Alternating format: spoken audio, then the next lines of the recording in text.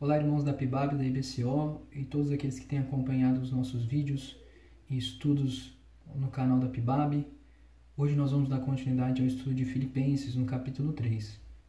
E nós vamos ver hoje, através do testemunho de Paulo, como podemos viver o presente, como ele coloca a figura de linguagem de correr a corrida celestial e ajudar outros a correr essa corrida, cuidando, discipulando de irmãos, pastoreando-os, e assim para que nós possamos desfrutar da nossa cidadania como cidadãos do reino de Deus. Vamos acompanhar o texto. Dizendo que já obtive tudo isso, que já alcancei a perfeição, mas prossigo a fim de conquistar essa perfeição para o qual Cristo me conquistou. Não, irmãos, não a alcancei, mas concentro todos os meus esforços nisto, esquecendo-me do passado e olhando para o que está adiante. Prossigo para o final da corrida, a fim de receber o prêmio celestial para o qual Deus nos chama em Cristo Jesus. Todos nós que alcançamos a maturidade devemos concordar quanto a essas coisas. Se discordam em algum ponto, confio que Deus esclarecerá para vocês. Contudo, devemos prosseguir de maneira coerente com o que já alcançamos. Irmãos, sejam meus imitadores e aprendam com aqueles que seguem nosso exemplo.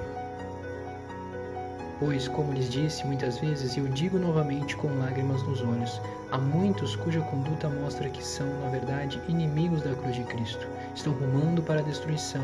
O Deus deles, seu próprio apetite, vangloriam-se de coisas vergonhosas e pensam apenas na vida terrena. Nossa cidadania, no entanto, vem do céu, e de lá aguardamos ansiosamente a volta do Salvador, o Senhor Jesus Cristo. Ele tomará nosso frágil corpo mortal e o transformará num corpo glorioso, como o dele, usando o mesmo poder com o qual submeterá todas as coisas a seu domínio. Bom, irmãos, o primeiro ponto que nós veremos hoje no nosso estudo, depois da leitura de Filipenses 3, do 12 a 21, são os versículos 12 até o 16. E nessa primeira parte, nós veremos que somos chamados a correr a corrida celestial. Eu adicionei essa ideia do celestial para a gente entender que é uma corrida importante, é a nossa vida no reino. Paulo ele coloca lá no versículo 14 sobre finalizar a corrida. Mas, para isso, nós precisamos ter ou buscar certas características, assim como Paulo apresentou em seu testemunho. A primeira característica que eu queria colocar aqui seria o que nós vamos chamar de uma insatisfação santa.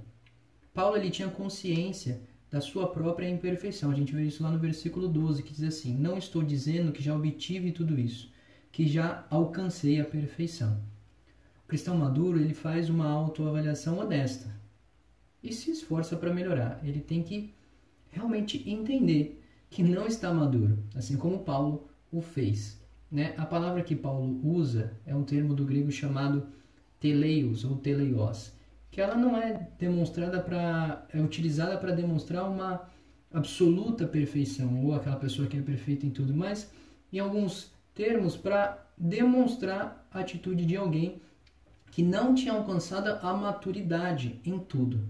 Então, ele está usando esse termo aqui, Paulo, para se opor aos judaizantes, que eram judeus convertidos ao cristianismo, que eram muito apegados à lei e que se achavam que estavam cumprindo tudo corretamente, ou na verdade estavam salvos por serem circuncisos, ou por estarem tão apegados à lei e estarem cumprindo ali as suas tarefas, as regras, Então, eles não conheciam Cristo completamente. Eles achavam que para serem salvos eles ainda precisavam cumprir as leis dessa forma, para alcançar a salvação. Então, uma coisa que a gente pode tirar desse primeiro ponto é a gente tomar cuidado com a presunção espiritual, porque isso é um sinal evidente de imaturidade. Acharmos que já alcançamos determinados pontos ou patamares, ou porque nós fazemos determinadas coisas, nós somos maduros. E no versículo 13, Paulo prossegue com um termo que ele usa aqui, Não, irmãos, não alcancei, mas concentro, ou em outras versões diz, uma coisa faço. Paulo ele era um homem exclusivamente dedicado ao Evangelho. Mas a gente muitas vezes tem um pensamento de que alguém que é totalmente dedicado ao Evangelho é alguém que tem a sua vida dedicada integralmente para isso, vamos dizer, ou um missionário, ou um pastor. Mas será que nós precisamos atuar dessa forma? Eu acredito que não. Deus nos chamou para atuarmos de forma integral onde estivermos. Deus quer usar as nossas características, onde trabalhamos, onde vivemos, onde moramos, para que nós possamos viver de forma integral. Então, concentrados na tarefa que Deus nos deu, mas também tomando um cuidado para não sermos sufocados pelas questões da vida. Assim como Jesus usa na parábola dos solos, sobre aquele solo que foi sufocado. E lá nós temos o que estava sufocando, que era a ilusão, as riquezas, a sedução, as coisas boas dessa vida. E muitas vezes esquecendo de se concentrar na tarefa. Paulo coloca isso no versículo 13. Ele se concentra. Uma coisa ele fazia, ele estava focado nisso. Ainda no versículo 13, o que nós podemos ver é que Paulo demonstra que ele tem direção naquilo que ele está fazendo, como um atleta que está correndo e olha para a linha de chegada. Lá na segunda parte diz, esquecendo-me do passado e olhando para o que está adiante. Paulo tem essa direção correta e não deixa que nada o impeça de seguir. A gente tem que tomar esse cuidado para ver se a gente também não está se apegando a nada do nosso passado, ou de repente velhos hábitos, ou seguindo planos que não tem nada a ver com a direção de Deus. Mais 2 pontos para a gente terminar essa parte como um atleta que corre a corrida. O penúltimo ponto é a determinação. Versículo 14 diz, prossigo para o final da corrida. Então, Paulo usa aqui a ideia do prossigo. O verbo empregado aqui representa um esforço intenso.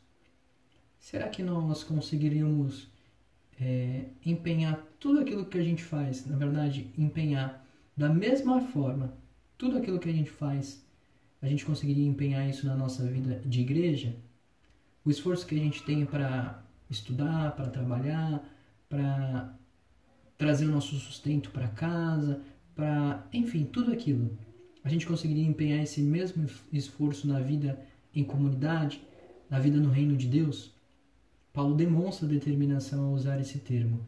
Isso é importante para a gente também. E o último ponto aqui é a disciplina. A gente viver de acordo com aquilo que a gente aprendeu. No finalzinho, ele diz aqui, todos nós que alcançamos a maturidade devemos concordar quanto a essas coisas.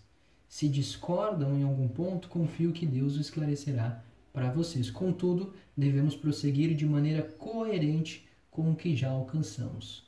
A ideia do alcançar aqui é o ter entendimento. E se a gente tem entendimento daquilo que é certo, nós devemos ter disciplina de cumprir aquilo que é certo. Então esse foi o primeiro ponto.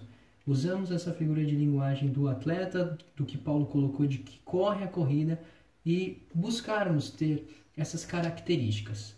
E bom, e dos versículos 17 ao 19, a gente vê uma postura de Paulo como se fosse aquele técnico.